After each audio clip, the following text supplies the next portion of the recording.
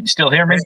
Yep, and Okay. we are back with another outstanding episode of the Square Table Degenerates. Today we welcome to the show former Major League Baseball pitcher, Mr. Joe Grahe. How are you today, sir? Excellent, thank you. Heck yeah, man. We're you're still in Florida, I'm assuming, right? Somewhere around there, nice and hot. Yes, I'm in Jupiter, Florida right now. Okay, so I had a couple buddies from Florida that were complaining about the temperatures past couple days because up here in Ohio it's freezing today. It's like 50 degrees. So is it like 90 degrees down there? What's going on, man? Not too bad? We've gone right from winter to summer, from 70s to the 90s. So I'm born and raised here, so it's no big deal, but it's gotten hot quick here. Yeah, we for some reason we're stuck in fall. Like it feels real. I'm getting ready for football season out there. It's like I turned the heat on. It's May 23rd, and I turned the heater on today here in the studio. And I swore I wasn't going to turn on it all in May, but I was just too damn cold, man. I had on the hoodie, and the hoodie I got is this ridiculous looking. The hoodie I bought is a joke up in the Burlington. It looks so stupid. It looks like I'm camouflaged in Philadelphia or something. So I'm glad it whatever. I just had to turn the heat on. No way about it. So legend has it, man, that you never wanted to play baseball, and your dad was like, "Yo, Joe, go play some baseball in Little League when you're like 10, and you excelled at it." Is that part true? I was actually scared to play until I was 10, and then my father forced me. He went and signed me up and said, "Joe, you're playing. Get used to it." And Dude, it just kind of snowballed from there. It actually became a lot of fun, but still experienced a whole lot of failure in the meantime. You're taking me back to that, because I remember when I first played, like I was probably, I did the T-ball thing, I think, and then like the first couple of years, but like I was like you, like the baseball itself for some reason scared me. All I did was bunt. There was like a year I played baseball when I was like 7, when literally all I would do was walk up there and bunt. And when you're that young, they just play. They have to play it because it's a young kid, and they don't want to, put you on the bench and have you crying, so they have it. But my goodness, after a couple of years, I started getting into it. But that fear of the baseball, that's real though. That's real with a lot of people, and especially once you get hit by a ball or something like that, that can cause you severe damage when you're a kid, right? It was less fear of the baseball and more fear of just failure, of being on the spotlight when you're up at home plate. You're the only one there. It's not like playing basketball or soccer where you can blend in with everybody else. You're either the ball's hit to you, the spotlight's on you, the ball's being thrown to you, the spotlight's on you, and if you're trying to hit the ball, the spotlight's on you. So it's a little different animal, especially for a young kid. True. Yeah, I guess I never thought about that. Like it's a little different than soccer. Soccer, there's a whole team thing. Kicking the ball. Right. Baseball, you're right there. And the thing it's funny about baseball too, because unless you're in the younger years, right? You're out there, unless you're in like the infield or something. Like I remember in the outfield, some kids just sit down because the balls never hit out of the infield. So like you put the slow kid in right field, he just sit out there and start playing with the grass. Man, it makes me laugh. What? So your dad was in the Air Force, just like myself, right? Now, do you remember much of his career, or were you too old by then? What was going on there? He got out in the early 60s. He actually had a chance to go play quarterback at Arizona State University. Okay. And legend has it, my mom said, "No, I think it's time for us to move on." And he came down to Florida to get a job at Pratt Whitney Aircraft and start, the new life with, I had 2 older sisters that were just born. So it was time to move on from that dream and support the family. Okay. So this was, well, that's how I kind of was. My kids were very little when I first got, because I did like 16 years in the service before I got had any kids. So you don't remember like any traveling to different bases and all that with your dad and stuff like that? Okay. No, I wasn't part of that, but my sisters were. My one sister was born in Goldsboro, North Carolina. My other sister was born in Plattsburgh, New York. Okay. That's okay. I had some buddies from that base up there. I know what you're talking about. That's cool as hell. Well, did you any thoughts of you following your father's footsteps and going to the service, or were you too? Absolutely. I took a test in high school. They were impressed with whatever I had to show them, but they said, "Yeah, we can get you in the officer school right off the bat." And I had no illusions of playing sports after high school. I played sports just to play sports and have fun at it. So in thinking about what I wanted to do after high school, being in the military was definitely one of the considerations. And I came pretty close. Okay. Yeah, it's funny with me, man, because like I'm not gonna lie, I was kind of half-assed into the service. I know that sounds weird, but like I wasn't like it was the reserves, and I remember my dad. He's like, Joey, you gotta wake up. You gotta go down to Mansfield because I'm in Ohio, so the Air Guard base is down in Mansfield. And it's like, oh shit! So I went down there, and I was just completely hungover. When I was 18, I just drank.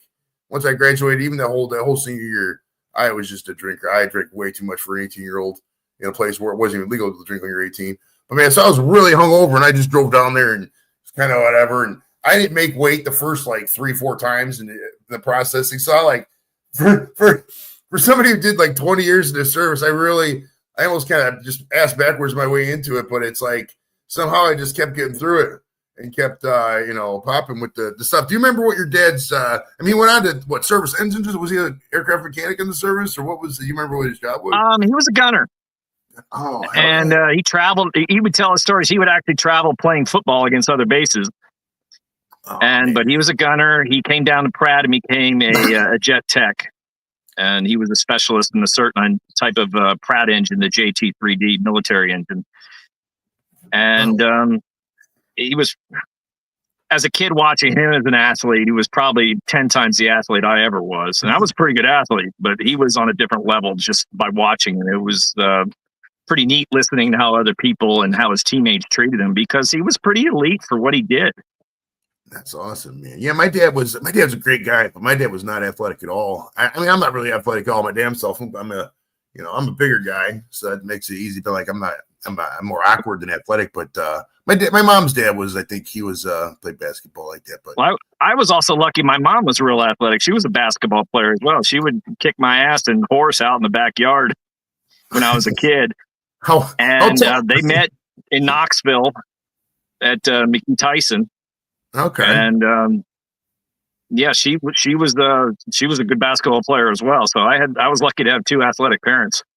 Okay, McGee Tyson. That's where the NCO Academy is. There used to be for the Guard. I don't know if it still is. I think it is. I don't know. A lot of those schools, they used to have like schools for different things, and a lot of times they go virtual now because they don't like to ship people out to different spots. But you got two older sisters. Were they? Did they used to mess with you? Were they athletic too? What's going on there? Well, they were 7 and 9 years older, so they weren't. When I started growing up, they went off to college for a little while, but yeah, they definitely took their pot shots at me when they had the opportunity. But they've been great. I'm blessed to still have them. We're all three together. Okay. They're a little bit north of here in Sebastian, but we have great relationships. That's awesome. That's quite an age difference. Wow, 7 and 9 Yeah, years. it was a mistake. What are you going to do?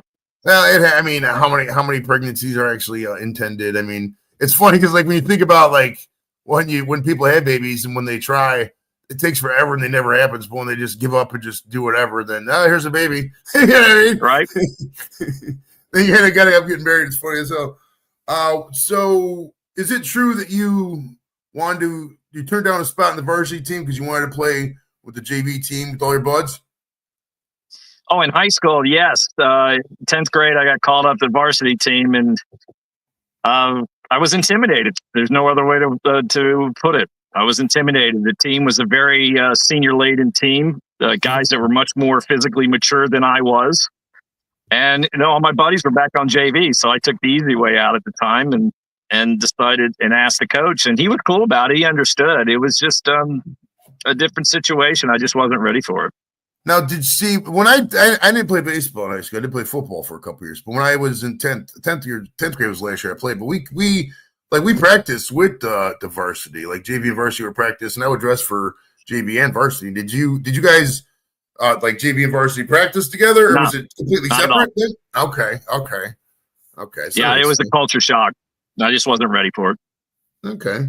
Now it also says you were a bowler in high school too, right? It was yeah. I actually grew up in bowling alley. My mom was a big bowler. Okay. And I was there all the time with her, and I got to be pretty good at it. But unfortunately, tore the place down, and that was the end of that. Now, back then, you could smoke in the bowling alleys, and I remember. And that was just random questions, but I remember because I snuck cigarettes in high school. I was a freshman. I was smoking from the time I was a freshman. You weren't supposed to, but I was. Were you sneaking cigarettes? Dan, was your mom a smoker? Your parents smoked, and what was? My mom did smoke. I tried it one time and just decided it wasn't for me, and that was the end of that. Same way with chewing tobacco. I tried it one time, got sick, and I don't think so. chewing tobacco, man. It's so funny because like every gas station sells chewing tobacco. And I lost a bet in Miami one night. We were down like 7 runs, and I told the team if we came back and won this game, I would take a chew because they had been trying to get me to take a chew all year. And sure enough, they come back and do it. And so I had to keep up with my bet and took a chew of Lancaster. And after a while, I was like, not too bad. And then I couldn't see the scoreboard. It was one big fuzzball. So I had to go back into the clubhouse and lay down and let it out, so to speak. Oh yeah, the good old tobacco buzz. For like you first get that when you first start smoking cigarettes too. You just get a really big head rush, and you got to lay down. Yeah, the chewing tobacco makes me laugh, man, because chewing tobacco, like they sell it at every gas station, and I only know like 1 or 2 buddies that even have smoking. They'd always stop and get a can of Copenhagen especially when I was playing American Legion baseball after high school. Everybody was on the team with chewing Copenhagen. Good old the old spittoons. I remember back because the Indians used to have a pitching coach because the general admission seats with Cleveland Stadium were always out in the right field. Those are $3-4 seats, right? And I remember because you could always like see the guys warming up the bullpen out there. And I remember the bullpen coach back then. His name was Louis Isaac. He always had a big old can of dip right in his back pocket. I always remember that as a kid. This is like the 80s. You had a big can of dip. He's probably long gone by now, I imagine, but it still makes me laugh chewing tobacco. Because I had buddies in the guard that would do that, and they would some guys would walk around. They'd be like, "Hey, you're done with your?" Because I used to drink the pop, the 20 ounces Mountain Dew, whatever. You're done with that because they would just use that for a spitter because they use that or just get a cup with a couple napkins. That way, if it spilled over, it didn't spill out. The napkins absorbed everything. They had it down to a science. Oh yeah. Some of them did it so much they could just swallow the tobacco, which is like so mind-boggling and disgusting. But I mean, it's chewing tobacco. Again, if you're out there, kids, you want to smoke cigarettes, that's fine, kids, but don't chew tobacco. It's gross. It's nasty. Now, so legend has it. Oh, do you still bowl? Are you still a bowler or no? No, last time I actually bowled, it was a couple of years ago with my son, and it did something to my elbow, and I was like, that's going to be the end of that. But I bowled in the late 90s. We had a league that lasted during the winter time. And at that time, I was out of the game, still trying to get back in. This was like 1997, 98. But I had a blast doing it, and it's still a lot of fun. So, but I can't do it anymore. Okay. Now, legend also has it that after leaving high school, you didn't want to play baseball again. You got sucked back into it in college. What happened after you graduated and you go into all that? After high school, I was accepted I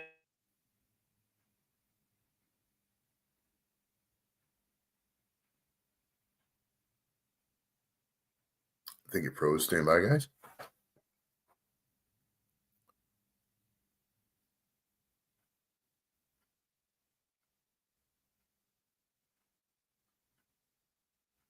It did freeze, right? He's not talking right now. Joe, can you hear me, brother? All right. So remember where we were at, everybody. We got double Joe action. Double barrel Joe's in the house. Hopefully he is dude,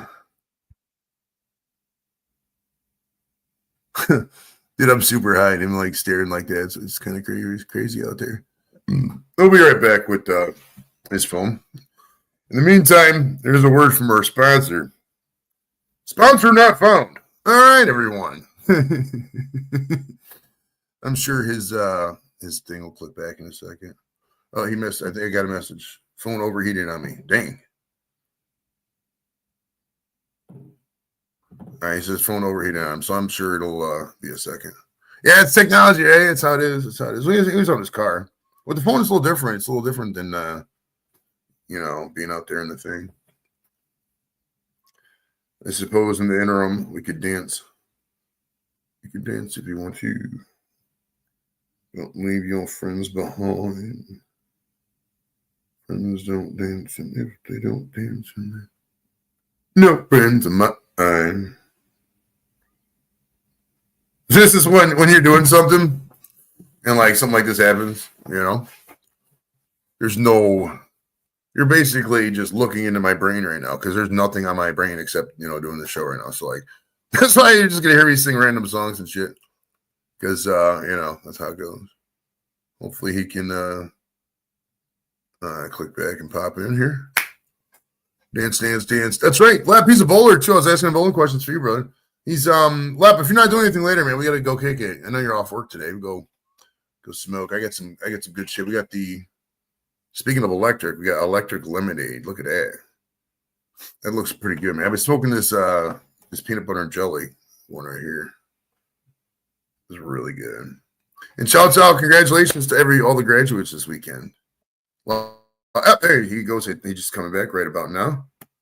All right. All right. I took the phone cover off, and I've got the air conditioning on in the truck and blowing cold air on it to keep it okay.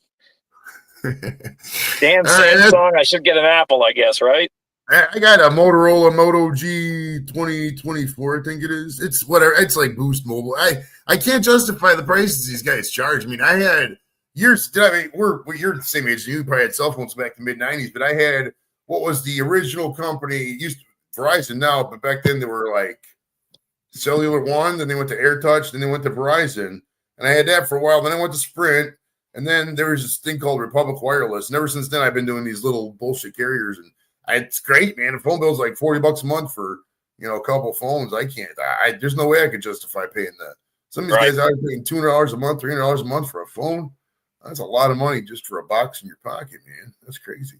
All right, so we were. I'm trying to think where we're at here. My brain jumped. I was telling you about what happened after high school.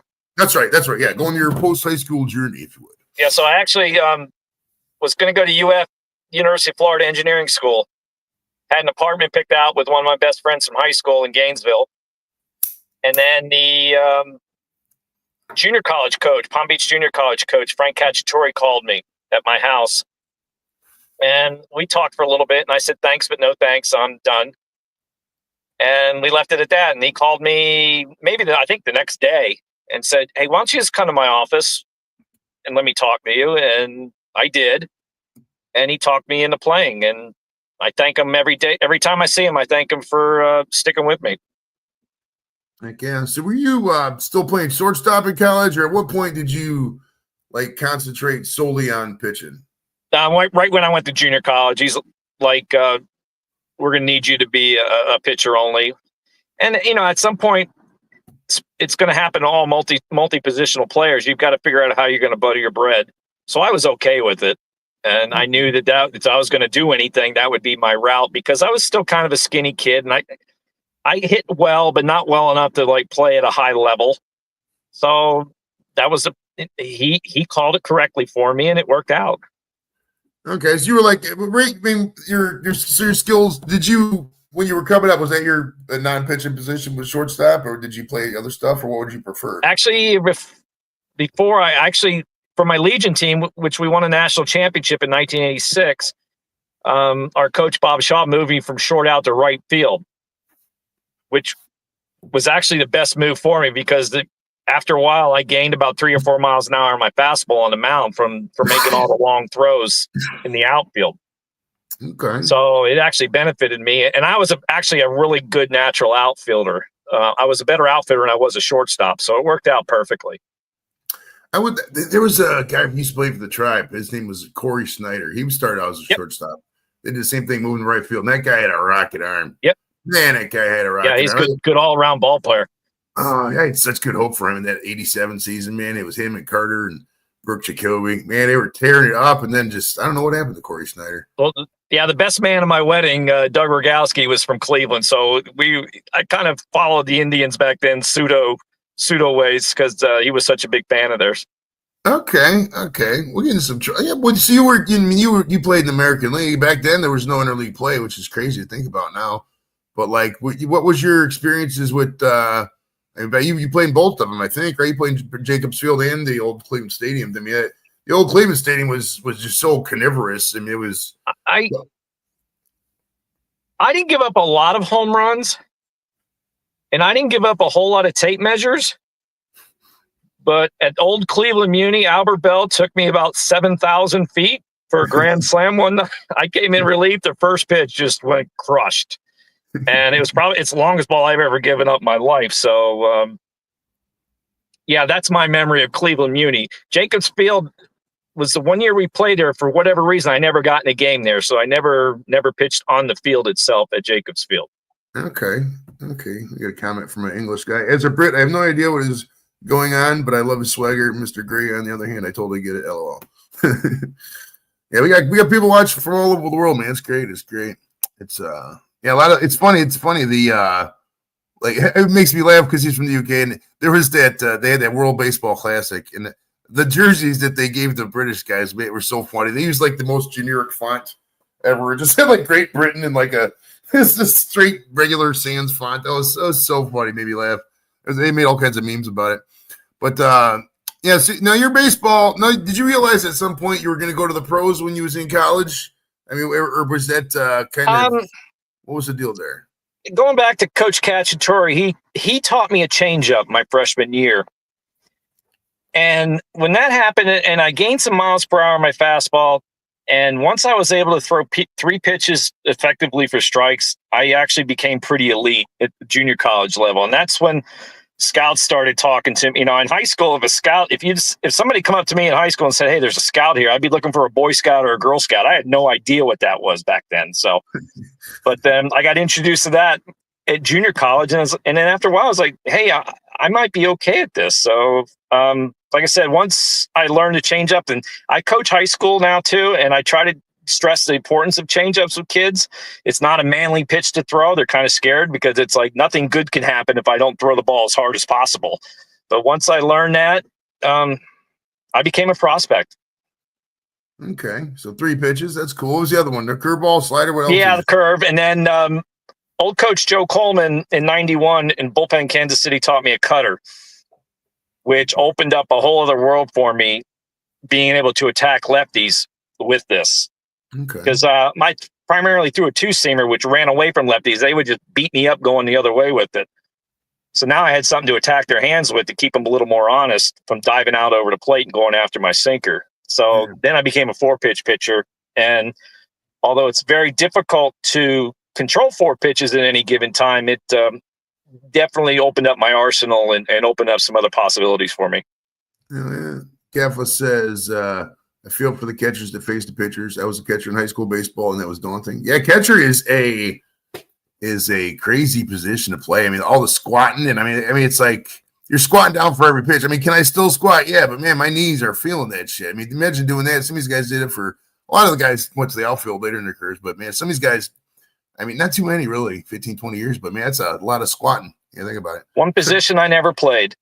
Thank goodness. But I was blessed. I had a great catcher in high school. I had a great catcher in Legion and college, Chris Hirsch. Still to this day, one of the top 3 catchers I've ever thrown to in my life. And he ended up playing Double-A with the Expos. But catchers mean a lot to pitchers.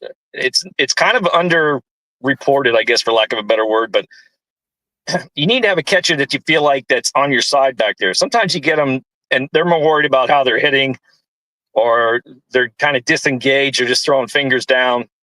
But when you get a catcher that you really feel is on your side back there, it makes all the difference in the world. Yes, sir.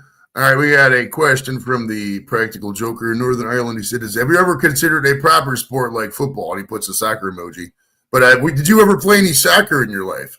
No, my father did. He said it was between that and lacrosse was two most fun sports he's ever played. I actually had a chance to turn pro at Highlight, if you've ever heard of that sport.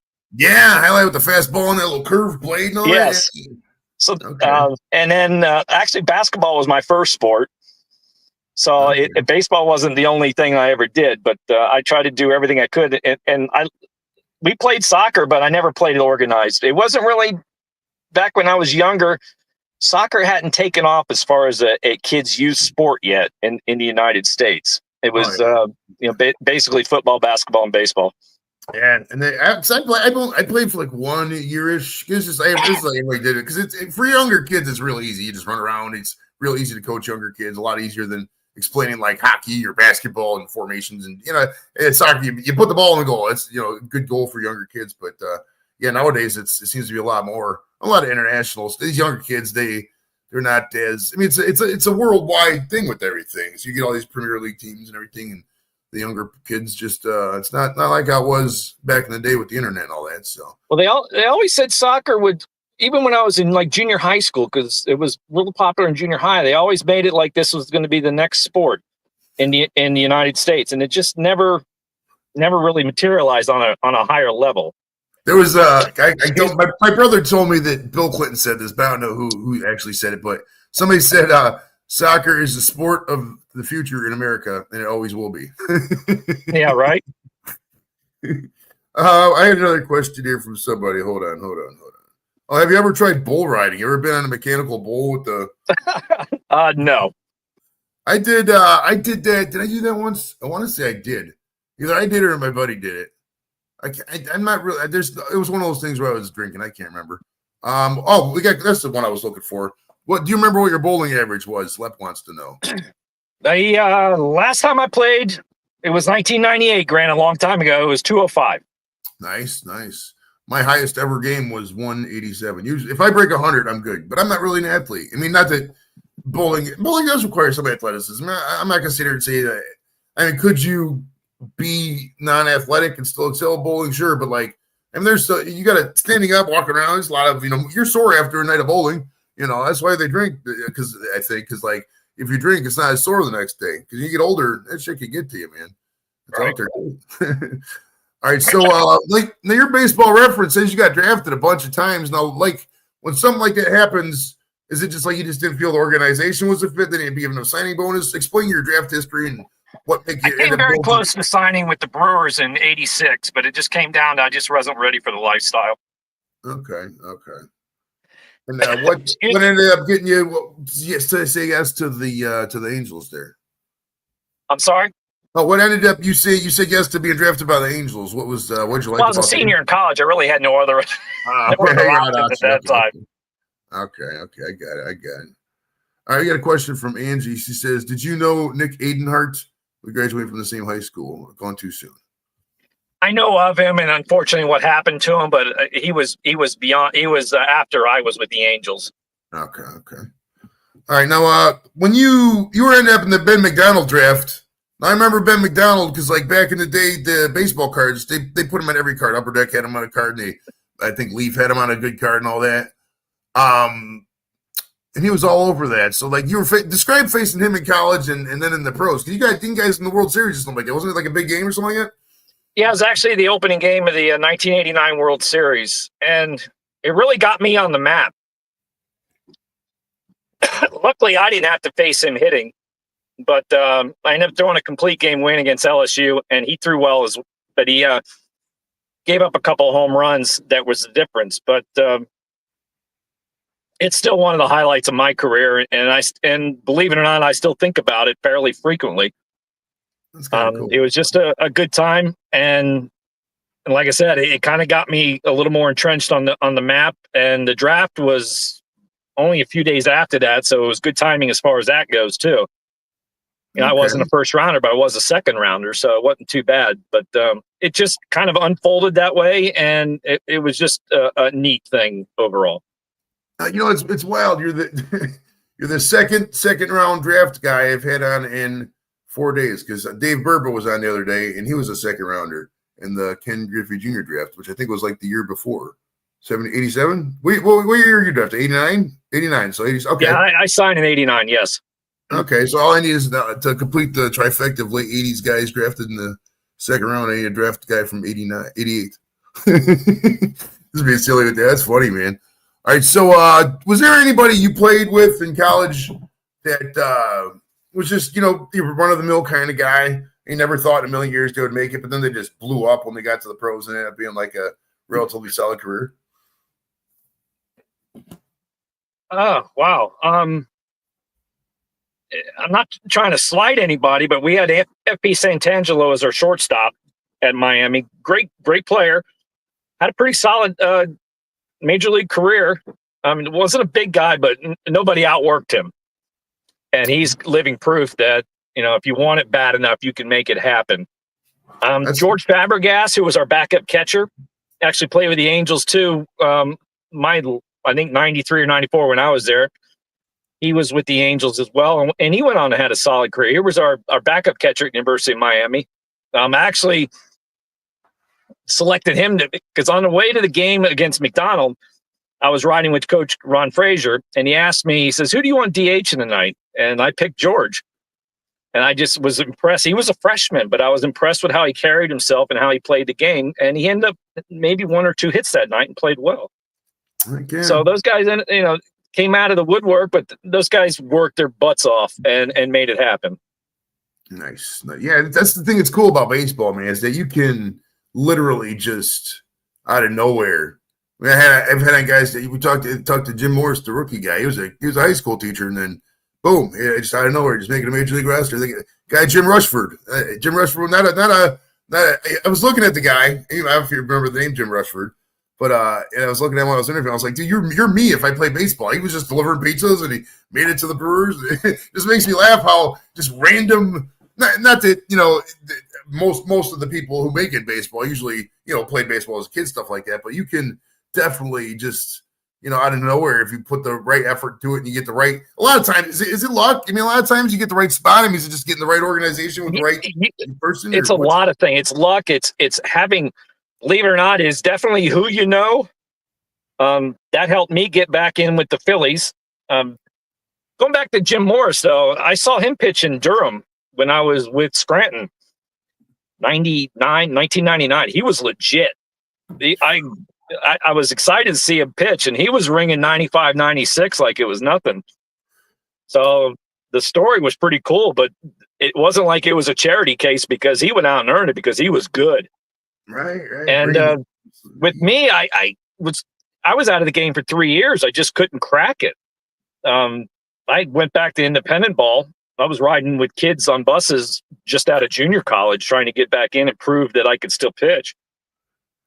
And finally, one of the guys that was my double-A pitching coach, Gary Ruby, with the Angels in Midland in 1990. He got into a position of authority with the Phillies. And he was instrumental in giving me a shot again in 1999. And it's just a case of you've got to know somebody sometimes. It boils down to that. Unfortunately, and it's not always merit-based. That's in all walks of life, to tell you the truth. It helps to know people in high places and to get things done. That's just a reality and a fact of life.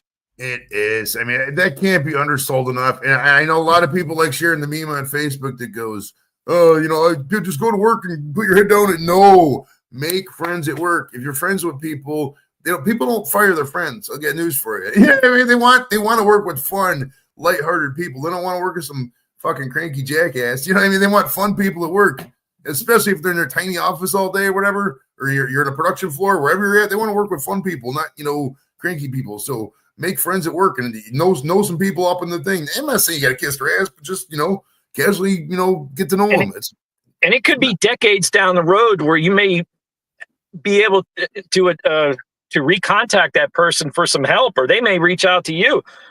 You never know. I've run into people decades later wanting favors from me, and I've reached out to people that I haven't seen in decades asking for favors for them, and you just don't know. And you're right. You don't want to burn bridges, and I've done a few of those, and I regret it, but you don't want to burn bridges. 100%. All right, we got a question from Disco. He says, "I'm duty bound to ask about beer." He's a beer channel. So, Joe, do you love beer, and do you have a favorite beer to chug? I used to. I don't really drink a whole lot anymore. A confession: when I was on the DL in '93, shoot, I would grab a 12-pack on the way home of Bud Light and drink it, and grab another 6-pack and drink it because I was depressed. I was on the DL. Not proud of it, but it was a fact. And beer now, if I was to have a beer,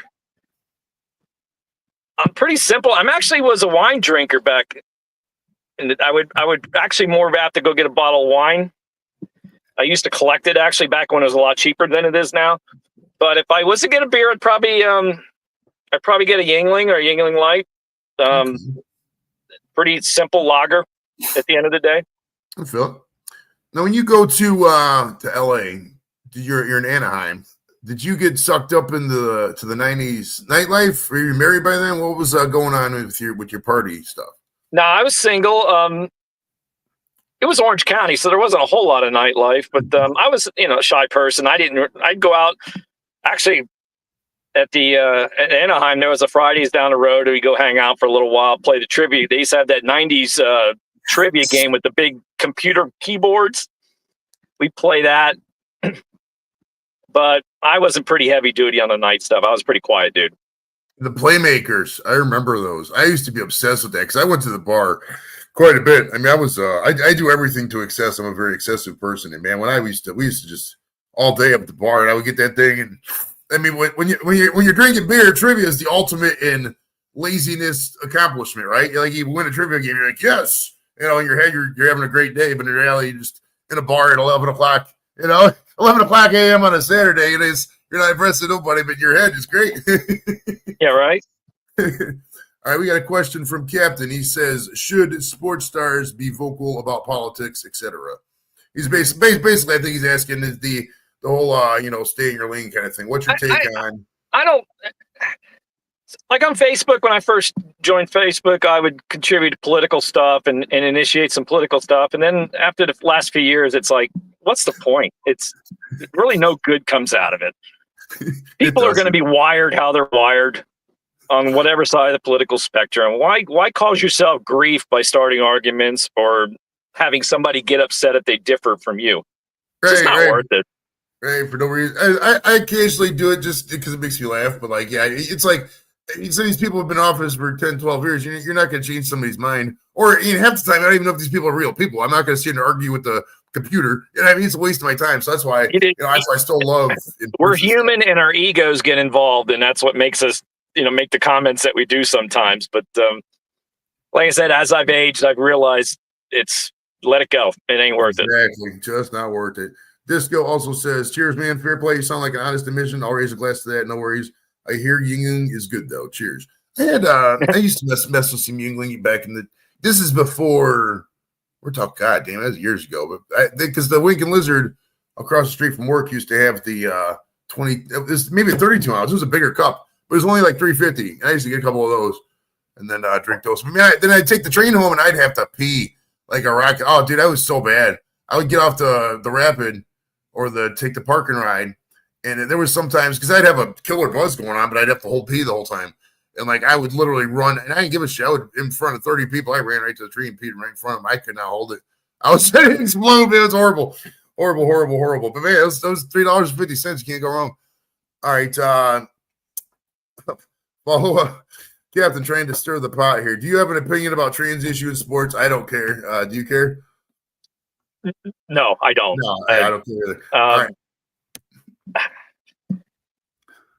You'd like to think in a perfect world that boys play sports with boys and girls play with girls. I don't know. I'm not going to really delve into that. It's another dead end thing where only feathers get ruffled, and I'm not into that anymore. I feel it, brother. All right, I know this part's random, but I was looking for crazy stuff in your bio. Shouts out to the Society for American Baseball Research, SABR, which it's like a great interview with interview emails that said at the bottom you get correspondence with those guys, but for making this part, making the stuff easy. But you had a trip to Taiwan, it says, right, for some kind of baseball tournament. When was this, the 80s? Is this place like a different planet back then? What was going on with the Taiwan trip? It's funny because I still play senior baseball over 55, and a buddy of mine is over there right now in Taiwan playing in some kind of Masters games, they call it. He's playing over 55 with a team out of Boston. And so I kind of tried to school him on what to expect over there. But what a culture shock that was. It was the fall of '88. It was a USA team. Had some studs on it. We had Mo Vaughn, we had Chuck Knobloch, guys like that. And we got there, and it's like, what the hell am I doing here? But after a while, you got used to it, and we were there for 2 weeks, and it was a lot of fun. And I would like to go back over there, maybe go to Japan or somewhere in Asia. But once I got used to being out of the United States, it was pretty neat and a great experience. I still have some memorabilia from it. In fact, I was just looking at it a couple of weeks ago. And it was a neat experience. Hell yeah, man, my son wants to go to Japan. He's talking about Japan, and it's one of those trips where it's because I'm a really big weed smoker, so it's like I don't think weed's legal in Japan. It's probably in Asia is a very non-weed culture. Like they don't have some of these places you get like death penalties and shit for weed. Like I'm not trying to go to Singapore, for example. Yeah, Singapore. You know what I mean? I think if you go to a place like Asia, if I was to do it, I would try to find somebody that's kind of has some experience over there to kind of show you the ropes, because I think if you get dropped in there blind, you might be in trouble. Oh yeah, I mean, I would imagine in a city like Tokyo or Osaka, there's got to be some kind of underworld, and it's like, and I know this is the cocky American in me, and I do the same thing when I go to like the UK, Europe, and all that.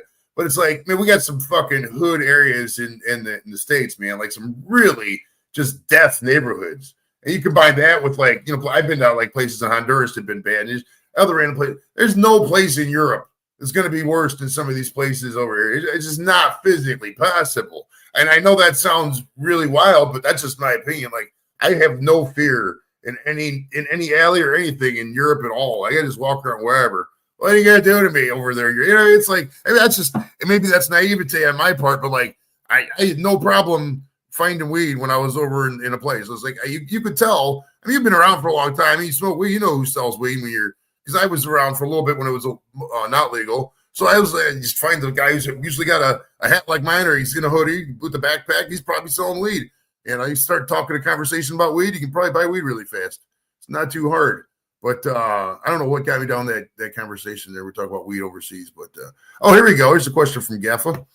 He says, is there anywhere you wish you could visit or experience you want to? Like something, do you have like that's actually my closer, but we can go with that now. Do you have any kind of thing you want to accomplish before you're 60, or any kind of bucket list items that have not yet been It's interesting you talk about Europe, because I've never been over there. So I'm of German descent, and I'd like to go to Germany just to check it out once.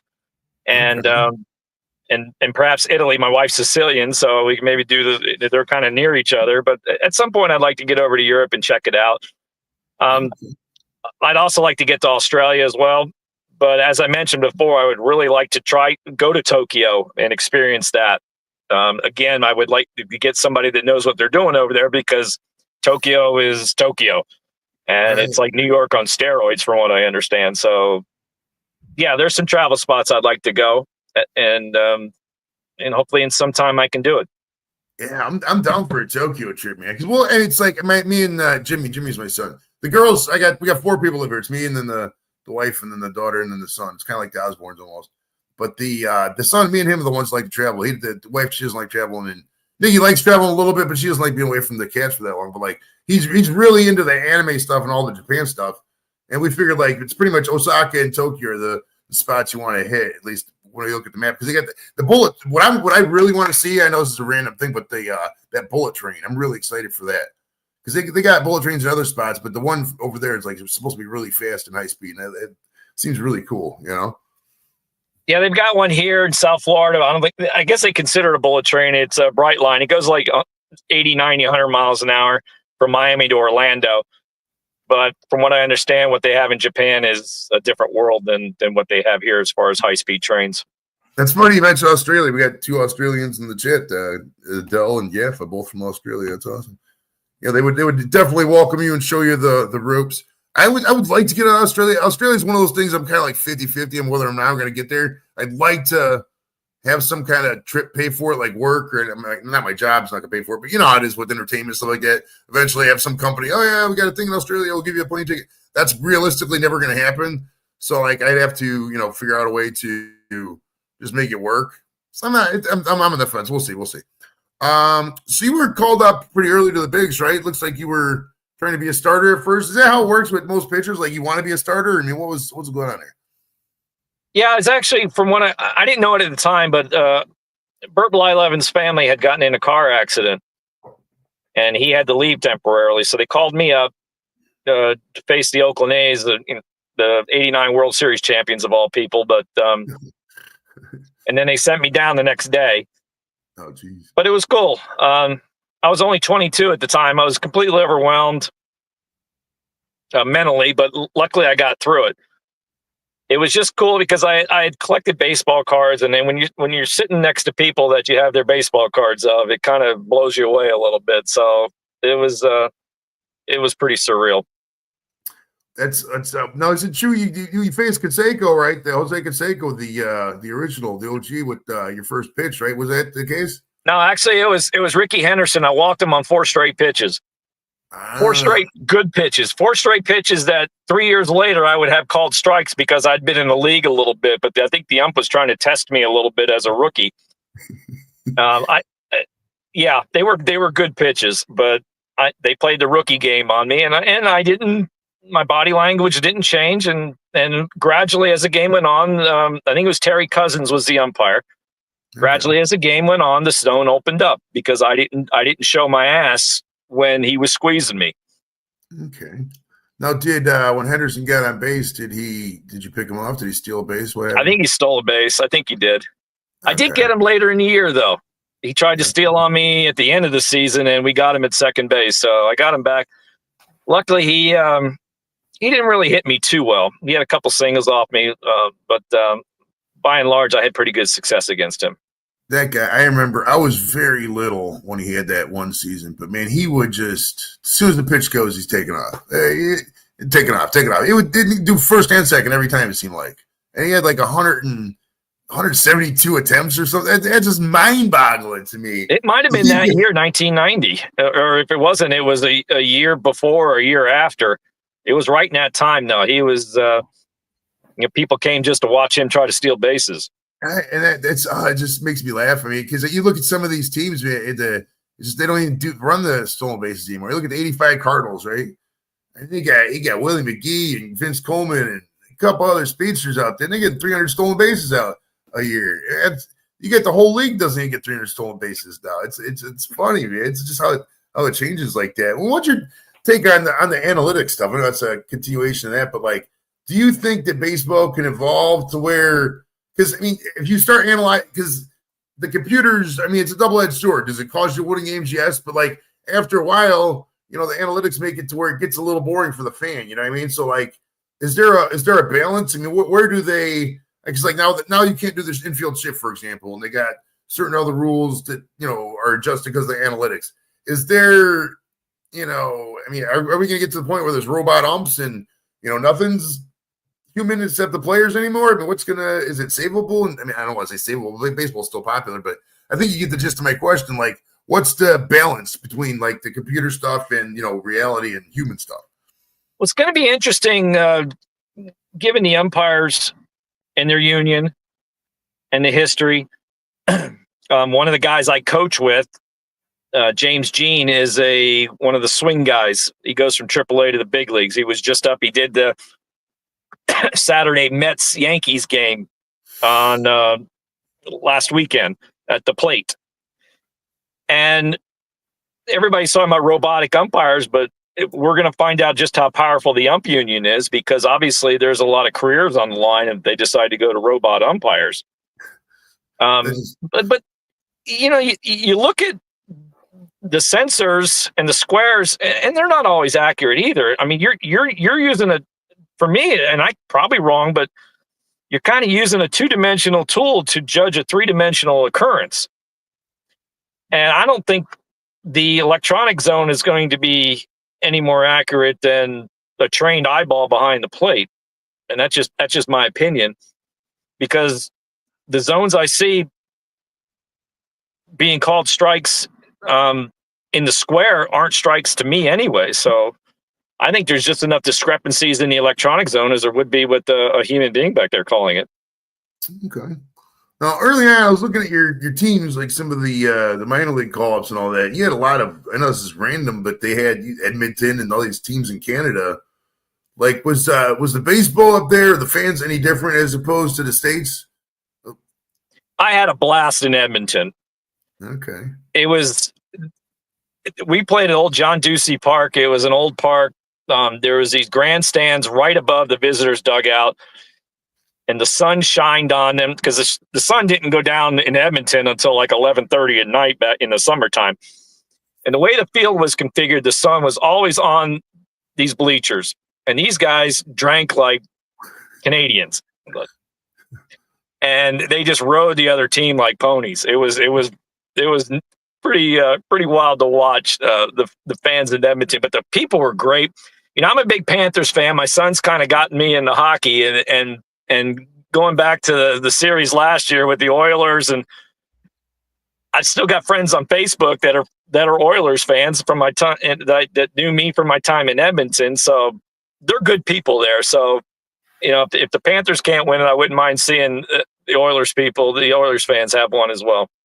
Yeah, it's funny, man. Well, how about I don't watch much hockey at all, but I was watching the because I know this is weird because I'm not even from Canada, but like I want one of these Canadian teams to win because just like if one Canadian hockey team wins the cup, and it hasn't happened in over 30 years now, which is mind-boggling, but if just one of those teams win the cup, man, the entire country is going to have a mini boom. They're going to be so happy for like 2 years, and why can't because like we got to be real about like here in the States, dude, we don't care about hockey. We At like the end of the day, hockey's Canada's sport, and it always will be. And it's funny, we had a day off in Edmonton, and our bat boy at the time was a big time Canadian AAU player. So we all went to the practice arena, and they gave us skates and sticks and pucks, and we went out on the ice. And I'm a Florida boy; I've never been on the ice in my life. And went out there, and skating's not that hard. The hard part's stopping. But I was kind of using my stick as a balance point. But what struck me was how difficult it is to actually hit a puck and make it go. I hit it, and it was like hitting a brick. And it just dribbled like 10, 15 feet. But apparently you got to hit behind it and create a whip and all that. And I didn't know that. But I gained a new respect for the athleticism and what it takes to play hockey. And I watch my son play it, and I watch these guys out there playing it, and it's and I really want to try it, but at my age, if I fall, may not get up. So maybe that window's closed, but I've certainly learned a new appreciation for the sport. Same here, man. I got some daughters. They would go to this here in North Olmsted where I live. There's this thing, big thing for the 4th and 5th and 6th graders is Friday night skate. It's where they all go hang out. Then they all go ice skate. The rec center opens up the rink, and everybody goes ice skating. They call it Friday night skate. And so they would go on the fringes here or there, but like they had a couple family skates up there, and I had never been on a skate. And I'm out there. I had to get the cone because I'm out here. I'm basically it's described it best as like I put one skate there, and the other one I would just move my foot like I'm kickstarting a bike, and I would just kind of glide like that because I was just like you said, man, I cannot fall on the ice. I fall on the ice, I'm dead. I'm gonna break a tailbone. I break a tailbone, I'm done. Lord knows what happens in your 40s or beyond for that. So yeah, skating is crazy, man. When you think about athletes, hockey guys got to be right up there. I mean, they do everything in a regular sport, but they're on ice skates, man. It's insane to think about. Crazy. And they're beating the snot out of each other. It's just the punishment they inflict on each other, especially in the playoffs, is epic. Oh, I know. It's good. The thing is, it's so hard. Cleveland doesn't have a team, and I'm a Cleveland born, Cleveland raised. Well, I'm not born technically, but like, and when I was 2, we moved back. But like everything about my existence is Cleveland, Browns, Indians, Cavs, all that, and we don't have a hockey team. So it's like I'm like, I mean, I could root for Buffalo, I could root for Columbus, but like they both fucking blow, and it's like, do I really want another shitty team in the repertoire? I'm a Browns fan, bro. The Browns are the worst team ever to exist any sport in the dawn of time. I can only take so much. I'm getting old. So it's like, for the hockey, I'll just, if it makes my friends happy or makes people I know happy and it can make the world a better place, I'll just root for that team. That's why I'll just, one of these days, just let the Canadian teams win in the NHL. That's crazy, man. All right, so it looks like you did some closing in the career, right? Did you have any walkout music? If so, what was it? And if not, what would the music have been? Walkout music wasn't quite in vogue yet in the early 90s. That didn't really start kind of to the late mid. The first time I ever heard like walkout music was when I was at Colorado in 95. All the guys, Blake Street Bombers, all had walkout music. In Anaheim, you're playing in like a movie theater, so they don't, any excess noise in the stadium was frowned upon. So you didn't get like walk-up. Shoot, they were doing walk-up songs for like when Clemens came out, they were playing Rocket Man. So the other team would get their walk-up music, but we wouldn't. But no, I didn't really have a song. I was just Yeah, but we didn't think like that back then for walk-up song. It just, like I said, it just really didn't start until like the latter half of the 90s. What song would you have picked if I mean back then, considering your music choices and your preferences, all that? I always thought Nazareth Hair of the Dog would have been a good one to come out to. The only equivalent I could have is because I've done some stand up and I come out to Pistol Grip Pump and because I just really like that song. Right, I mean it's by Volume 10. I hate it. It was one of the first early guys I had on the show too. But back in high school, I just love that song. Just rolling to it, and it just does. I might listen to it after the show actually because it's a really good song. I gotta get some food though after the show because I haven't had food all day. I thought I ate lunch, but I forgot. I totally forgot to eat lunch because today's my off day. Because like I'm normally off on Mondays. I work 4/10s, but Monday's Memorial Day, so in lieu of holidays today. So I've been smoking all day, and I just completely forgot to eat lunch. I know that's completely ass backwards of most potheads, but I just totally forgot to eat a meal. So I'm obviously hungry. We'll get to some food here in a minute, but we're having some fun not here live, man. It's great. Now, did you like closing, starting, or middle better? Does it really matter? Well, closing, it's always a rush when you can go out and finish the game. Unfortunately, for closers, you're more often than not you're going out with a fatigued arm, and I really didn't have any arm issues until I started closing, and that's when I ended up hurting my shoulder. I believe starting is a lot better for you because your body gets used to a rhythm and a pattern, and you can maintain yourself better as far as arm care. Closing, everything's ad hoc, and sometimes you got to say no, I can't do it, but most often you're saying yeah, give me the ball. So it's rough. That's why you don't. The Riveras and the Eckersleys are rare because it just shows you how unique they were to be able to go out and get the ball every night and go out and throw full tilt in high leverage situations. It's very taxing on your body and your mind. And the guys that can do it at an elite level, I have just such a sincere appreciation for because I know how difficult it is. No, this is, I just thought about this, but like I'm equating pitching to basic training, for example. Like in basic training, if you're hurt or you got an injury or anything, right, you're going to pretty much go to the maximum extent of your abilities to either lie about the extent of it or push through it kind of thing. You know what I mean? Because you do not want to get set back in training. You don't want to do another 2 weeks because you're hurt or whatever. So you will push your body to the max. Now in pitching, like you were banged up a little bit. I mean, I looked at some of the things. A lot of guys get hurt. Is it because of you're pushing through? Like when you're first starting out, hey, can you go today? Yeah, I'm going. And what's going on? You look at my years, my ERA went down every year, and then it just jumped to 94. And at the tail end of 93, I believe, is when I tore my labrum in my shoulder.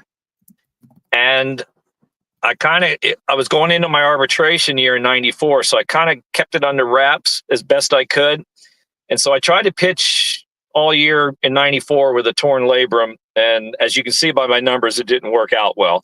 And I ended up having, right when we went on strike, I was probably the first guy home. I drove home from LA to here in South Florida in like 2.5 days because my year was going that bad. I needed to get out of there. And then I ended up having surgery in November of that year.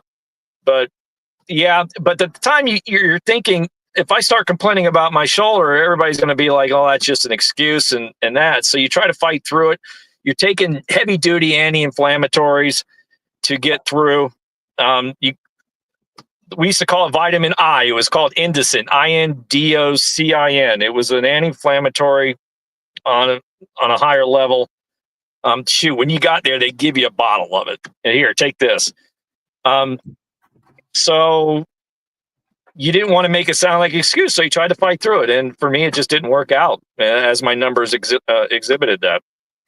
Now you touched on this earlier when you was talking about the beers and stuff, but when you did you tore your labrum and you had these injuries and you're just on the shelf for a while, how did you keep yourself sane? I mean, or was it a case of you really couldn't keep yourself sane? What was how did that work out, or what was going on? Well, it did. Well, in 94 it didn't, and then when I had the surgery, you get a little bit of an optimism that things are going to get better. But actually, after my first surgery, I went in with the Rockies in 95 and I still fought it. My shoulder hurt all year in 95. And finally, at the end, I couldn't take it anymore. And I ended up having surgery again in 96. And then that's when it was tough to get back. I had to go back to independent league in 97 and 98 to show that I was healthy again. But it's a grind, especially now is for guys. They're getting hurt a lot sooner. I didn't really get hurt till I was like 26, 27 years old. But now, kids are getting hurt at 16, 15, 16, 17 years old. It's a lot different. But when you know that you have the ability to perform when you're healthy on the biggest stage of the world, and you're physically unable to do it because the instrument you're using is broken, yes, it gnaws on you and it's frustrating. And yeah, you're paid to play a game, but it's still your life and it's still your career and it's still the way that you're going to make money. And at the end of the day, whatever you're doing, if you're not able to do it to the best of your ability, no matter what it is, it's always going to gnaw at you.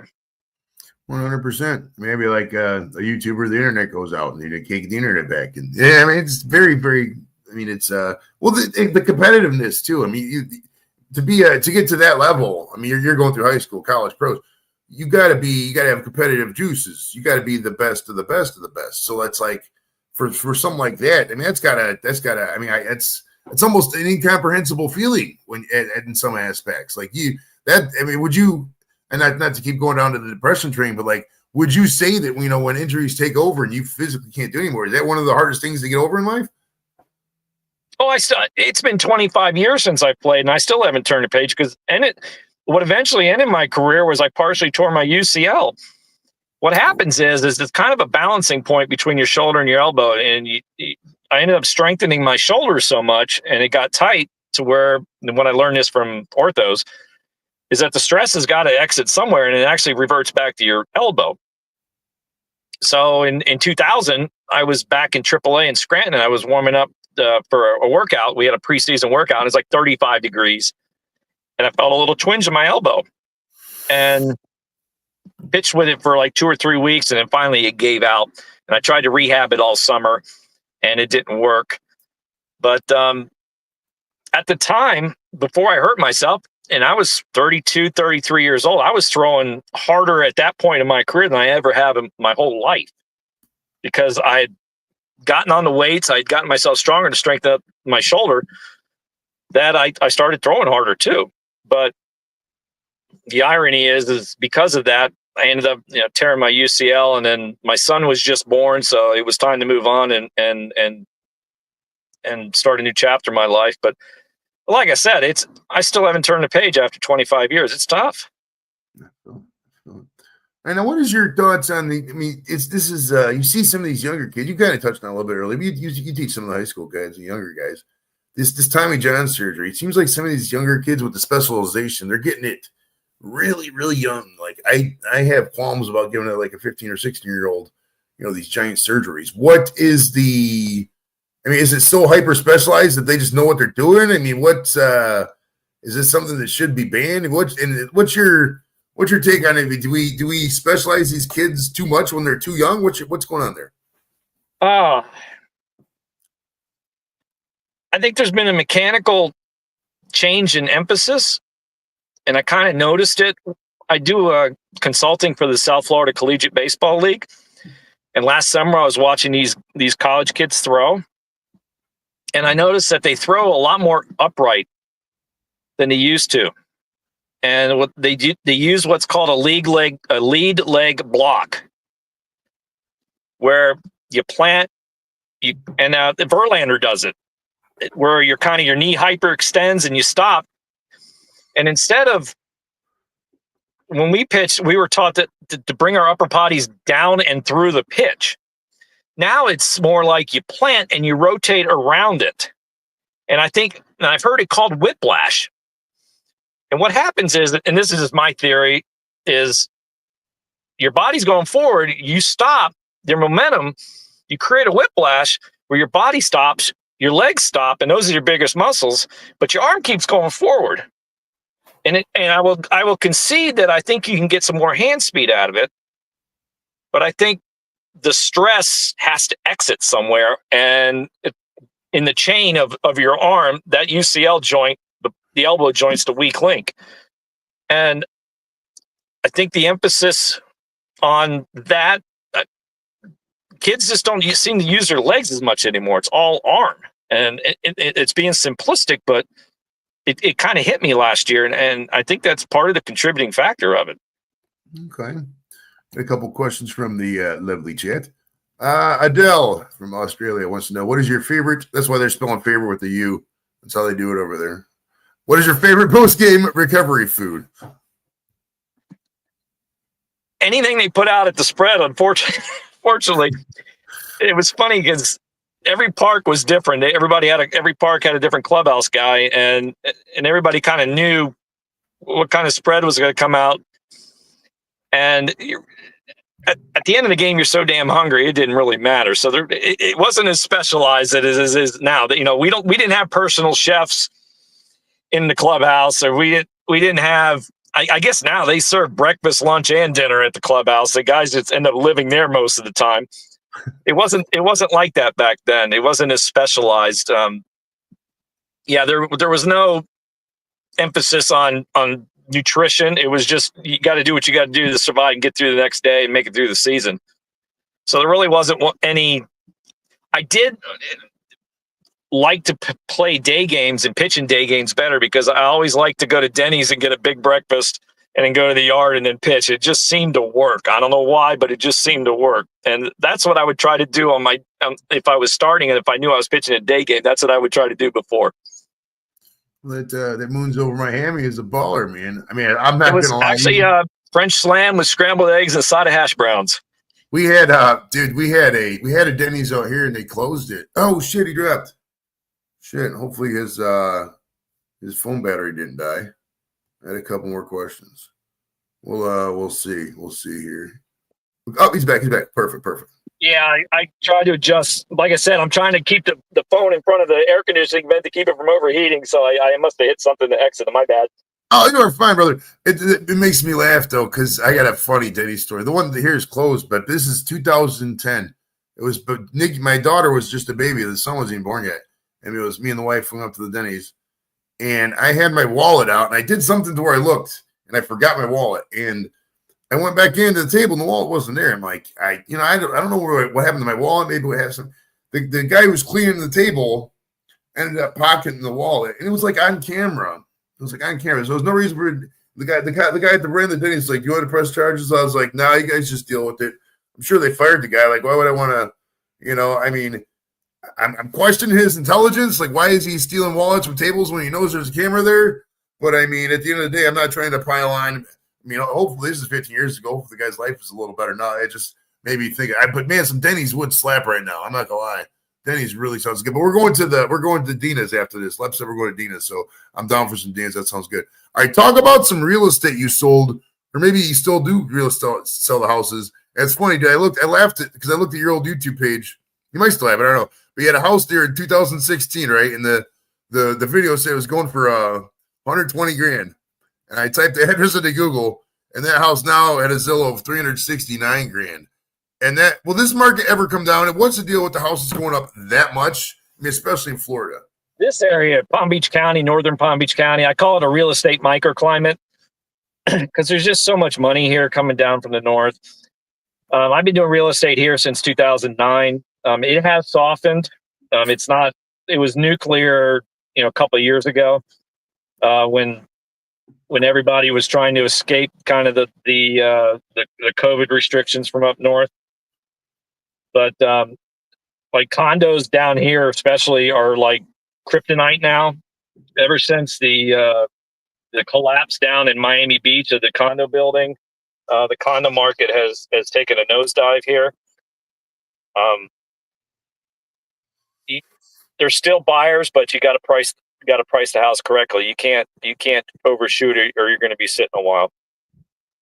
Do you think this market? Where do you picture? I mean, real estate agents always make, and I don't take this personally, but real estate guys always make me laugh. Or girls make me laugh because, like, every time right now is always the best time to buy a house. Historically, it's not true, but I mean, when you need a house, you have no other options. You're going to buy a house, you're going to buy a house right now. It's not like I can time travel to buy a house in 2012 and bring it to present day. I have no options. But like, will the prices? I mean, because like I think back to 08, 09, because that's when I first got my house, and we bought in February 09, which was literally right near the bottom of the market. Yep. It was a great time to buy a house. Yep.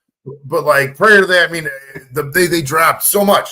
But then since then, it would appear, I mean, there was a couple dips here or there, but they have kept mostly going up. I mean, have they manipulated to the point to where, I mean, unless the population collapse happens or something like that, to where corporations just bought them out and rent it, will the prices ever like stabilize, go down kind of thing? Or is it just maybe they'll just kind of stay where they're at now for a while? What's your take on that? I think it's going to drift down a little bit. Like I said, this is kind of a unique area because you have an influx of people coming in from all over that have money. In some of the other areas where more people are dependent on their actual jobs to support their house payments, it can be a little bit more difficult. I'm lucky that I bought the house we live in 1994. So a lot cheaper than what it's worth now. And I couldn't afford the house now if I had to buy it, for sure. So, yeah, it was nuts here 4 years ago.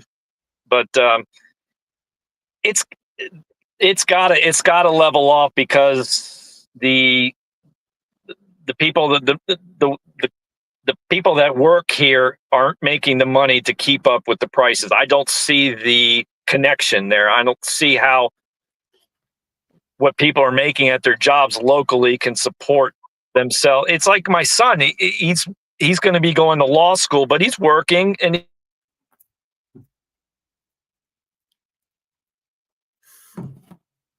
No.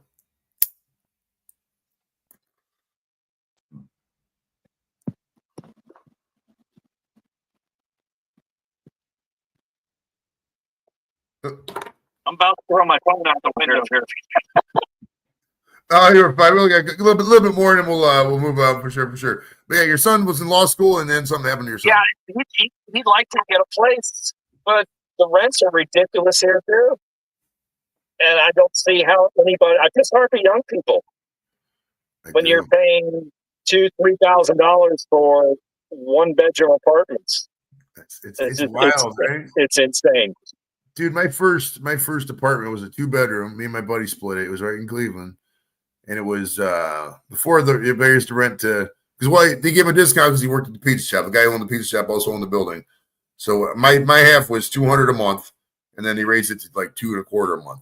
I mean, that's a decent spot. I mean, $225 now. That's not. I mean, granted, that was 20 some years ago, but I mean, even here, this house, like, I bought it for $94,000. Right now, the guy next door just bought the house. Beautiful, lovely house, but like $259,000.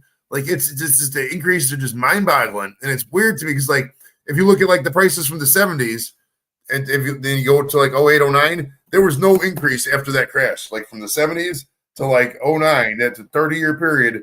It was nothing. How the prices of some of these houses didn't go up at all, and then from 09 on through the roof. So who knows? It's interesting though. It's a little because I can never do the artificiality of selling a house. I'm when I say that, I'm like, if there's something wrong, I can't lie about stuff that I'm not 100% on. And I'm not saying realtors lie, but you got to, you don't talk about certain things basically. I mean, there's ways to sell things, and that's really hard for me. So I can never sell a house, but like, my goodness, it's a guilty pleasure, man. I like watching it. And I see the China, and I like watching overseas stuff and how it's treated in China. It's funny. It's funny how they do it. It's I don't know. Because nobody has babies anymore, so if there's nobody to buy the houses, I mean, eventually it will collapse, but we'll see. All right. We get a couple questions from the chat here. Hold on. Oh, geez. Check. All right, sorry, but I was talking to myself there for a second. No, I heard. Okay, you heard. Perfect. I didn't see myself. Perfect. Hey, man, Mike says the rents are crazy everywhere. All right, we have a question from Blake. He says, "Who is the best hitter you have ever faced, and also who is on your Mount Rushmore?" That's a good one. All of them. No, actually, Barry Bonds was legit, and I'm in his book. In fact, when he broke the record, they came out with a video. Tim Kirchin was narrated it. And they would go through all the different.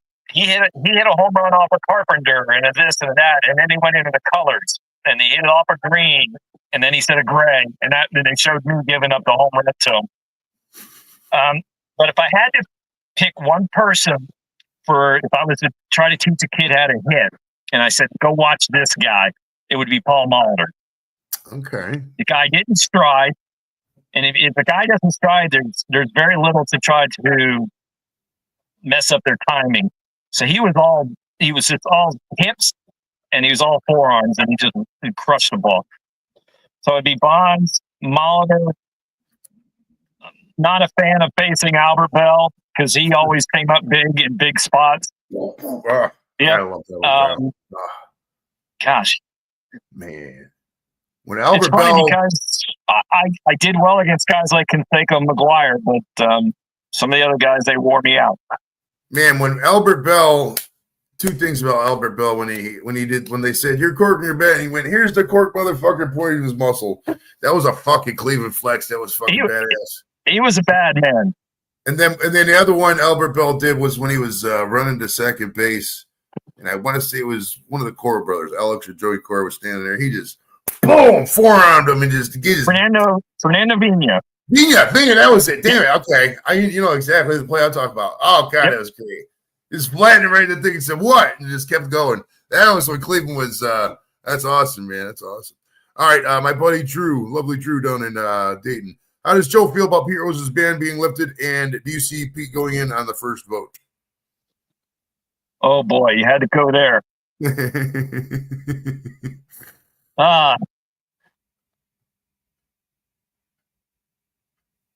It depends on your definition of fame. And at the time, to me, he violated the ultimate trust. Every single clubhouse from low A all the way up to the big leagues has a big sign on the outside part of the door saying no gambling. And I think, honestly, if he had been contrite about it when he first was accused of it, instead of doubling down and saying, no, I didn't do it, and then it was later proven wrong, if he'd have just confessed up, I think he would have gotten another chance. You got guys like, I know it's a different sport, but when you got guys like Michael Vick for what he did, getting another chance, and arguably in a worse situation, if Rose had just said, yes, I did it, blah, blah, blah. But I think because he doubled down on denying it, that's why he put himself in such a bad spot to be banned for life. It kind of almost had that feeling after a while that they were just waiting until he died and then they're going to do it. I think they were, and that's a weird way to do things. It feels almost kind of creepy to me. You know I almost have like, more respect that they just had not done anything and stuck with it. Right. You stick with the thing, put him in while he's alive, just wait until he's dying and do it. It's very, very icky. And people always talk about the ick. That's very icky. I don't like it. But I'm not Rob Manfred. There's a lot of decisions that they've made in baseball I wouldn't have cared for. But, whatever. It is what it is. Now, do you have you were talking about baseball cards, you're collecting them. Do you have a favorite baseball card of yourself? And what is your memorabilia collection like? Like, what are some of your more cool items that you got? I've got about my main stuff. I've got about 8 or 9 dozen baseballs. When guys would come into town, I would have the bat boys go over and get certain signatures of guys on the other side, and that was actually fairly common. I wish I had gotten more like bats, signed bats, when I had guys like Bo Jackson playing with us, and some of the other guys, Dave Winfield. But I wish I had gotten more stuff. Especially now since the market's so strong, but I would never get rid of it anyways. But the memorabilia, I have all my jerseys, and I think I've got about 40 or so different baseball cards that were made. And I get 3 or 4 letters a day now, getting signatures. I guess it's mostly people trying to get complete sets of signed cards. But I had a whole basket full, and it took a couple hours to sign them. And once those went out, now I'm getting them every day. It's like, I know they have like websites where guys share names. This guy signed in this amount of time. This is his address. So I've noticed once I finally got in and signing all the cards that I had, now I'm getting them consistently 3 or 4 per day, because now it's like, hey, this guy's hot, this guy's active again. So it makes me laugh because out of nowhere, I don't know where the hell this came from, because I really haven't messed with baseball cards in quite a while. Maybe it's just because all the baseball guys I'm talking to, but exactly what you were talking about. There's a group, I can't remember off the top because I'm not a member of it, but it just keeps showing in my feed. But they will literally say what you said. They said, sent the card out April 14th, card sent back April 21st, $5 fee or whatever. And then they list the address. They get the PO box, wherever the card sent, you know. And it just makes me laugh that you said that. Your address is probably one of them groups. Probably says, you know, your name and then the address, and you should go in the groups and freak them out. Be like, yo, $8.50 per autograph, and yeah, okay. But if I said that, I wouldn't be getting any autograph requests. So send me a bag of Cheetos too, motherfucker. Yeah, right. All right. Speaking of uniforms, you're mostly on the Angels. Now, what team name and uniform combination of the seemingly 75 that they had down there was your favorite? What do you mean? Like, you know, they were called the California Angels, then they're called the Anaheim Angels, then they're called the Los Angeles Angels of Anaheim, et cetera, et cetera. What iteration of the name is your favorite, and what uniform combination that you either had or whatever was your favorite uniform? I still like the old school Angels ones with the big A with the halo on it. I think that was from up to 1992. In 93, they went to the throwback to the 60s, actually, for 93 and 94. And I think maybe 95. And then 96, they went to that Angels in the outfield look, I think, somewhere in the late 90s, which was absolutely atrocious. So luckily I wasn't part of that. But, and also I played a little bit with the Phillies in 99. The classic Phillies uniforms are pretty kick-ass. I'm not going to lie. I mean, I'm a Tribe fan, but them Phillies, the Mike Schmidt era, the blue, that light blue, that powder blue with the big P on it. Oh, it's great. And then the one they only wore it a couple times, I suppose, but it was called like a pajama, like that maroon. They had the whole uniform was the maroon. Man, that was just so crisp. I just really liked it. I got a Mike Schmidt throwback I got in Korea in 04. I got out there. He was actually selling boats down here in the 90s. I had a boat that I kept in marina up in Jupiter, and he was doing a dealership for a boat called Regulator. So he was at the marina quite often, so he got to talk a little bit. He was real nice, actually. It was just cool to be able to converse with a legend. Right. One of the best him or George Brett, probably the best third baseman ever of my lifetime, at least. Well, Brett was one of my heroes growing up. Flat out. Right? And it was a thrill to face him. Of course, he just singled the left off me. He just kind of reached out and slapped at the left field. But it was pretty cool. I was there the night he got the 3,000th hit. It was off of us with the Angels. I was in the bullpen still at the time, but it was pretty cool to see that, being such a fan of his growing up. That's awesome. Now, have you ever messed around with, not in a game, just in practice, whatever, with the old spitball? What is your take? I mean, that's going way back. I mean, I had enough problems controlling what I had with my two-seamer to even think about trying to do a spitball. So nothing I threw, which was a blessing, nothing I threw was really straight. So I didn't have to worry about, when I was on, I really didn't have to worry about getting some kind of weird motion on the ball, because it kind of did it naturally. Now, I asked Burba this the other day, but they go into the legal pitch, the knuckleball, and there's only been a handful of knuckleball pitches in our lifetime. Negro, Candiate, Wakefield, El Nipper, maybe a couple of guys. Have you ever tried to throw a knuckleball? And why is it so difficult to just capture the essence of what seems to be a very basic pitch? 50-year-old Charlie Huff's out there throwing knuckleballs. Why couldn't 50-year-old Joey Edibles throw a knuckleball? What's the deal with the knuckleball? That's a good question, because mine sucked. I tried it, and I couldn't stop the rotation. It just kept tumbling. And I think a lot of it is it's just your God-given throwing stroke, whether you pronate a lot with your wrist or whether you supinate, which is, which direction are you rotating.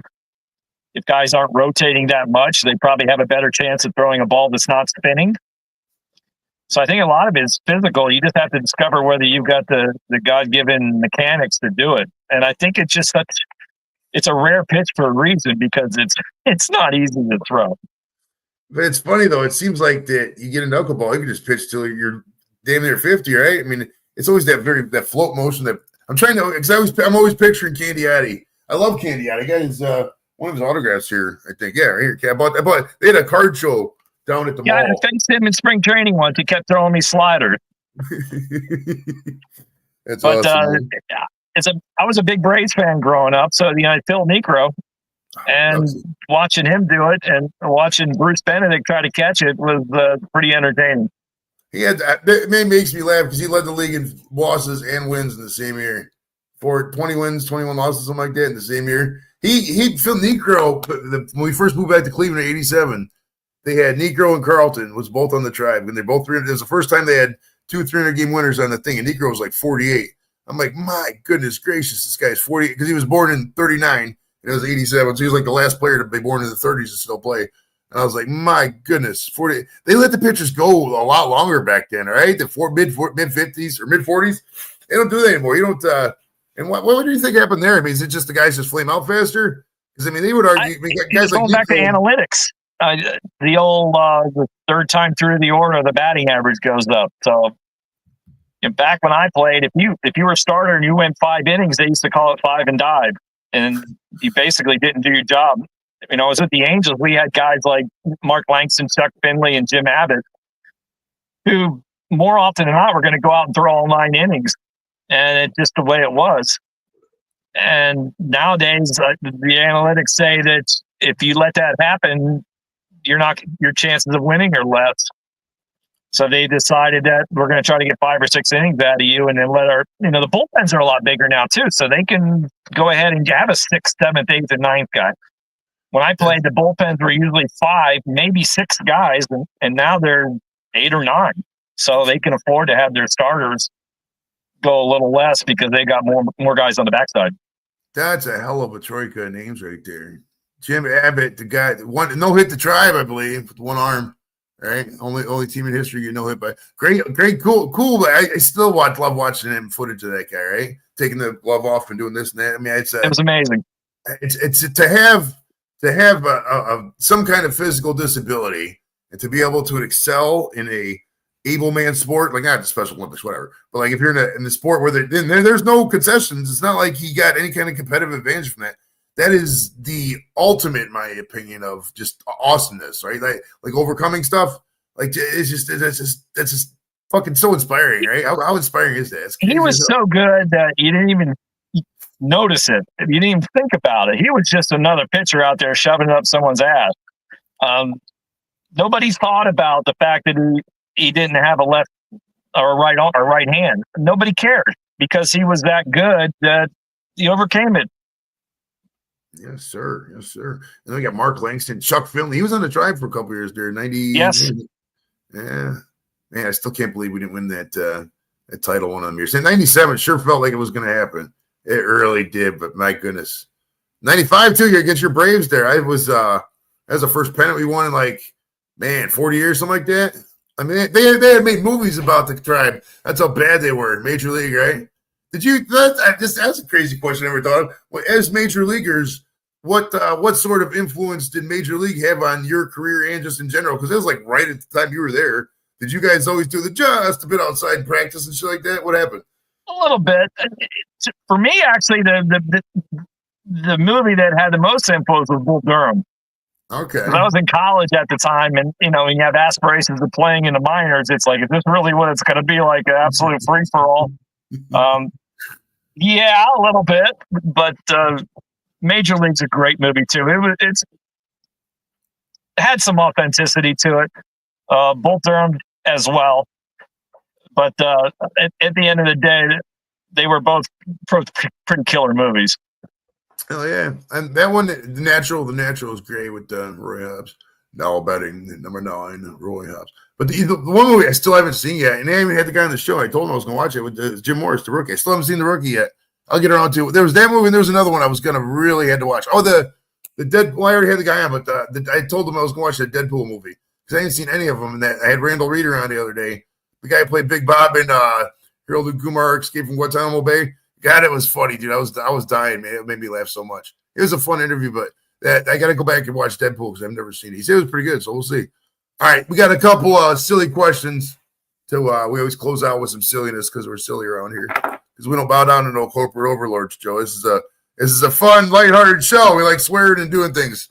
So, what kind of dishwashing detergent do you use? I go to Sam's Club. My wife, when she does the dishwasher, I think I want to say Gain Flings. Okay. These little pod things that you throw into the. Yeah, I think that might be actually clothes washer. Dishwasher detergent. That's a good question. I really don't know, to tell you the truth. All I do is when it's done, I'm the one that empties it. I don't start it, but I'm the one that empties it. We still hand wash everything. Kim doesn't want to get a dishwasher. I don't know why.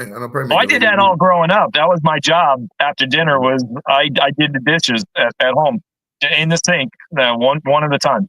I've had shockingly a lot amount of dishwashing jobs in my career for a guy it's not been my career. I worked at Pizza Hut back in '95, and my goodness, there was a lot of dishes. Pans of pizza just come in. I can only imagine.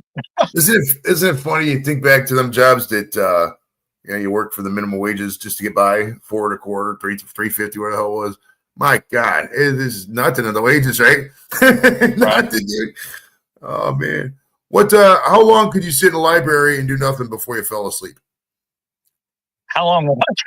How long could you sit in a library and do nothing before you fell asleep?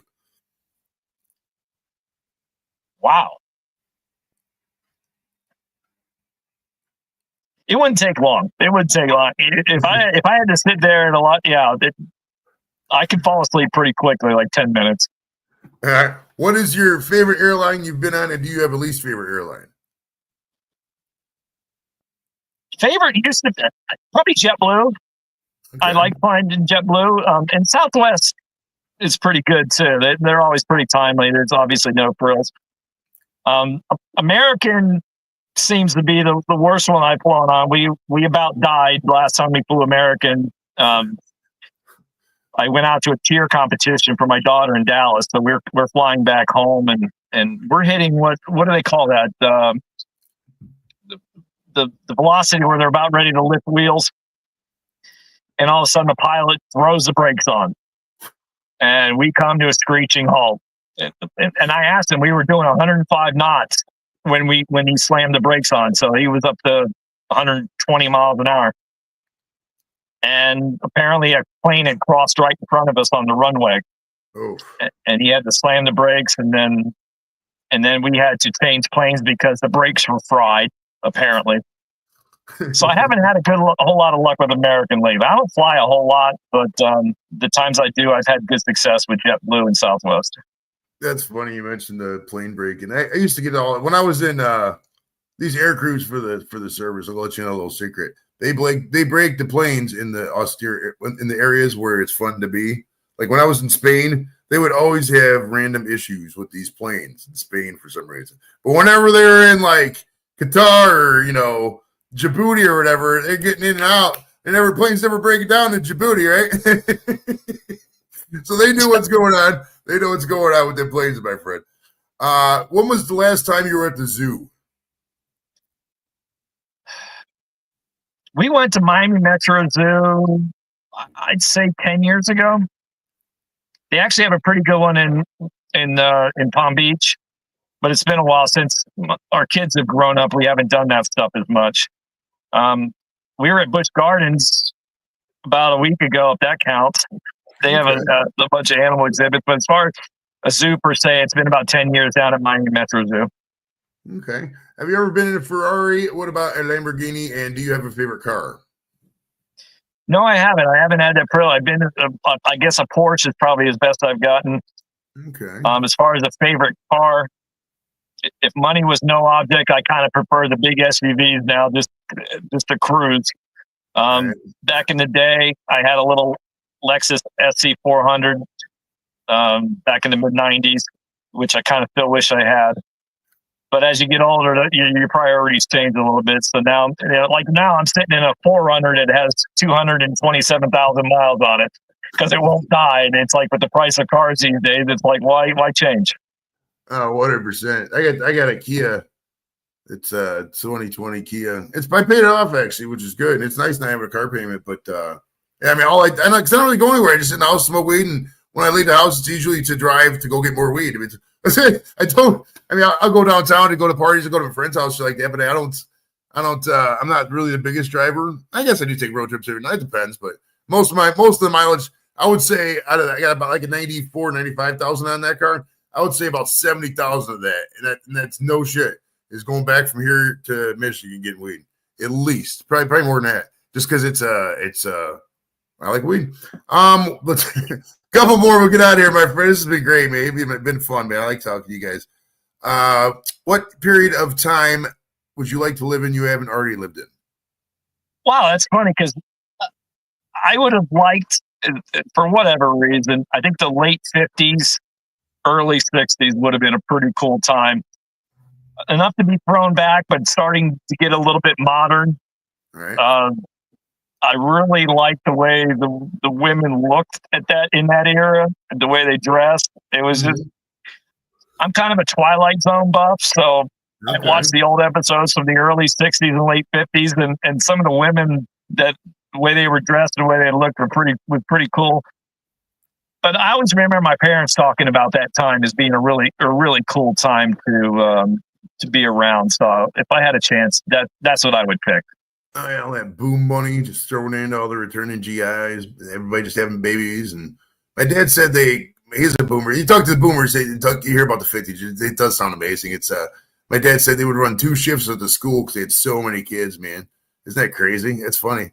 If there's a movie that just came out, I know this is crazy. You like that time period. Go. You don't even have to watch the movie. The movie's whatever. It's a typical Final Destination movie. But the new Final Destination movie, if you like that 50s period, watch the first 5 minutes of it, the dream sequence. It's all all set in that area with the dancing. They're playing Shout by the Isley Brothers. It's great. You're gonna love it. You're gonna love it. All right. Have you ever been to? What's your Caribbean resume? You're by Florida. Have you ever been to the Virgin Islands? No, I haven't. I've been over to Bahamas once when I had a boat, and that's pretty much the extent of my travels off the coast of Florida. Okay, you got to get to the Virgin Islands, dude. It's amazing. Especially, are you a beach guy? Do you like the beach a lot, or you're just more of a boat guy? What's your deal? I live, as the crow flies, probably 1.5 miles from the beach, and I can't tell you the last time I've been on it. Okay. I actually come over. Where I'm at now is there's a jogging trail that I use a few times a week, and about 300 or 400 yards to the east is the ocean, and that's about as close as I get to it. But I've always liked to be on the water, but not in the water, because I've seen what's in the water. Because I used to fish offshore 30, 35 miles back in the day. And I'd rather stay out of the water if I had my choice. See, I like going in the water. I'm always of the assumption, and this is me just assuming things, right? You know, they say you shouldn't assume things. But in life, as a business major, you major in business, you know how this goes. In life, you can play percentages, you can play odds. And I just assume that if I go swimming, I'm not going to get eaten by a shark or whatever. My son surfs all the time. He's never had any issues. Right. So I just assume. Same thing with planes. I mean, a lot of people are afraid to fly. I couldn't tell you. It just statistically, it's an anomaly to die in a plane crash. It just doesn't happen. I got a better chance of getting in a car wreck on the way home than I do, dying in an airplane. 100%, especially the way I drive. Yeah, let me drive in a car. Especially the way people around here in South Florida drive. What is it? You get. What is it about people from the Midwest? They feel the need to retire to Florida, and God bless Florida. I talk shit about Florida. I always say in jest, but what is that? I mean, it's not just the Midwest, like New York. Why does everybody go exactly to Florida when there are? I mean, don't take the storm away. Florida's a lovely state, but there are other options besides Florida. I mean, you got Mississippi, you got Alabama, there's Texas, Arizona, there's other hot states, but everybody seems to go to Florida over here. I know people friends down here that have moved back to North Georgia and East Tennessee and Western North Carolina. That's kind of the hot area now, is that area. And in fact, my wife's trying to talk me into it too. So, and my daughter loves it. So yeah, you're starting to see a little bit of a migration back north as well, because it's getting quite crowded down here. 100%. All right, a couple more. We'll get out of here. How long would it take you to parallel park a car? How long what? Would it take you to parallel park a car? Well, I learned because that was part of the requirement for getting your license as a 16-year-old. And I learned to do it in my dad's 1969 Chevy wagon, which was about 50, 60 feet long. So once I got that down, I actually used my aunt's Oldsmobile Omega, which is about half the size. So I whipped it right in there and had no problems. But the big wagon took a little bit, but it was good training. That's awesome. I did mine in a Ford 1991 Ford Aerostar. That thing was a tank, man. My longtime friends remember it was a green. We used to call it the green van. We used to, man. I mean, I'm not gonna lie. I did probably way too much illegal shit in there. It was just drinking and driving. I mean, it was just a different time, though. You know how it is. All right, Beatles or Queen? Who would you pick out of those two bands? The what? Beatles or Queen? Who would you pick? Queen. I've never been a Beatles fan. Okay. Never been. Yeah, I don't see the point. A lot of people consider him just an overhyped boy band, so to speak. Which to me, I'm a Rush guy myself. Okay. Langston knew the band, and I got to meet them a few times. It was the coolest thing ever. All right. What's something you haven't done yet? I mean, we already did the bucket list thing, so I'm not gonna worry about that. All right, but what is your advice for your future self? I'm trying to live it now because I'm actually trying to migrate more into baseball coaching instruction, because at the end of the day, it's still what lights me up. So my advice to my future self is to stay on that until I make it happen. Hell yeah. All right. Do you got anything else to promote, and how do people get hold of you? What's that? Oh, do you got anything else to promote, and how do people get a hold of you? Not really. Just like I said, I've started to do lessons and stuff like that again with kids. There's a linebacker that played in the NFL named John Bostic that is starting a Wellington Sports Academy just west of here that I'm trying to get hooked up with. If anybody happens to be from them watching this, please consider me. But and if anybody has any inkling of coming to move down to Palm Beach County, to look me up on Facebook, send me a message. Outstanding. I'd like to thank Mr. Joe Grahe for coming out and taking time out of his busy day to chat with the stoner like myself from Ohio. Join us next Friday. We're going to have actor James Dumont. He's going to be on the show. That should be a good one.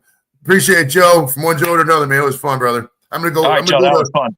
We're going to go to, well, you're not going, but I'm going to go to Dina's. I'm going to go pick up Lap, and we're going to go to Dina's. We're going to get some wings with the blue cheese, because that sounds really lovely right about now. But thanks, everybody, for coming out. We'll talk to you guys later. Peace.